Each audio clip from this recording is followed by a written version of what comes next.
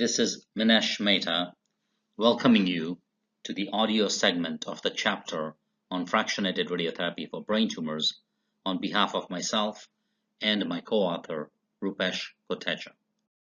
Just 3 decades ago, such a patient would have been treated with two-dimensional radiotherapy targeting the entirety of the skull and the intracranial contents, resulting in significant, substantial, and unnecessary exposure of a large volume of brain and other intracranial contents to radiation doses that are not required for the local control of this tumor. With the advent of CT-guided treatment planning in the 1970s, the technique of three-dimensional radiotherapy allowed practitioners to delineate and contour the target and select specific radiation therapy beams to minimize the exposure of normal brain and maximize tumor coverage, as illustrated in image B in this slide. In the late 1980s and early 1990s, image-guided intensity-modulated radiotherapy permitted further refinements on the technique of three-dimensional planning, such that multiple different beam directions could now be selected, and the beam could be modulated to shape itself to conform to the target in a significantly more precise manner, further lowering the radiation dose to normal brain, as illustrated in slide C. Today, with the availability of pencil beam scanning proton therapy, further refinements in dose distributions can easily be achieved, as illustrated in slide D. Clearly, the tumor is well encompassed by the necessary radiation dose, and the remainder of the brain, orbits, and skull are spared unnecessary radiation.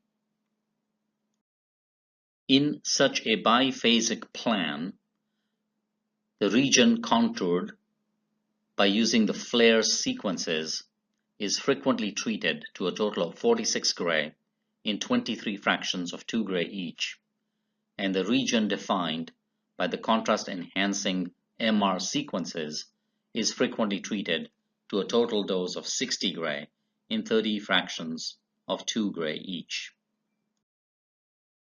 It is important to recognize that when margins are expanded, whether on the flare sequences, as is the case in this image, or on the contrast-enhanced sequences, as was illustrated in the prior imaging sequence, anatomic constraints are often utilized. Because disease typically does not permeate through the meninges and into the bone, these regions do not need to be included in the expanded clinical target volume. Frequently, the midline, ventricles, and other structures also act as natural barriers to spread, and these are often selected as the outermost extent of the marginal expansion so that minimal normal brain is included in the final target volume.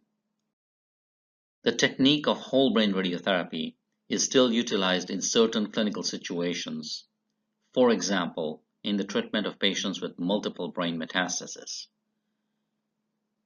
Such techniques can be utilized using two-dimensional approaches where skull radiographs help define the target to be treated, but frequently treatment planning CT scans are employed to define the entirety of the intracranial brain contents and specifically to assist in avoiding normal structures such as the lenses of both eyes, as illustrated in this image. In contrast to the technique of whole brain radiotherapy, benign tumors require very sophisticated and precise treatment planning to ensure that only the target is included in the selected radiation dose and the rest of the normal brain is protected as maximally as possible. This MR sequencing study illustrates a benign tumor, craniopharyngioma, best seen on the axial slices on image A on this slide. The radiation dose is represented as a gradient map using color-coded isodose lines, and the rapid drop-off in dose from the prescription dose of 54 gray in the center of the tumor to only 15 gray within 1.5 centimeters away from the edge of the lesion is clearly visible in this example. The most common intracranial neoplasm in terms of prevalence is meningioma. It is also the most common benign malignancy of the brain. Outcomes of patients with meningioma have been improving with time. On this slide, 4 different cohorts of patients are illustrated. The patients in red diamonds represent those who have achieved a gross total resection and have very high rates of 5, 10, and 15-year intracranial control approaching or exceeding 80%. Patients who undergo a subtotal resection, as illustrated by the pink squares, have a significantly lower rate of intracranial control and high rates of local failure as early as 5 years after initial surgery. These patients are illustrated in red squares ranging from a time frame of 1980 to 2005, with intracranial control rates generally less than 50%. These patients who undergo subtotal resection can be treated with adjuvant radiation therapy, as illustrated by the green diamonds, and the local control rates now start exceeding 70 to 80%, so that significantly higher rates of intracranial disease control, almost comparable to gross total resection, are now achieved in these subtotally resected patients. The purple circles represents patients who received definitive external beam radiotherapy alone as the treatment modality of choice. Intriguingly, these patients appear to have outcomes that are similar to those undergoing subtotal resection with external beam radiotherapy or those undergoing gross total resection. The follow-up on these patients is shorter than in the other cohorts, but the data are encouraging in terms of the role of radiotherapy both in the adjuvant setting as well as primary setting.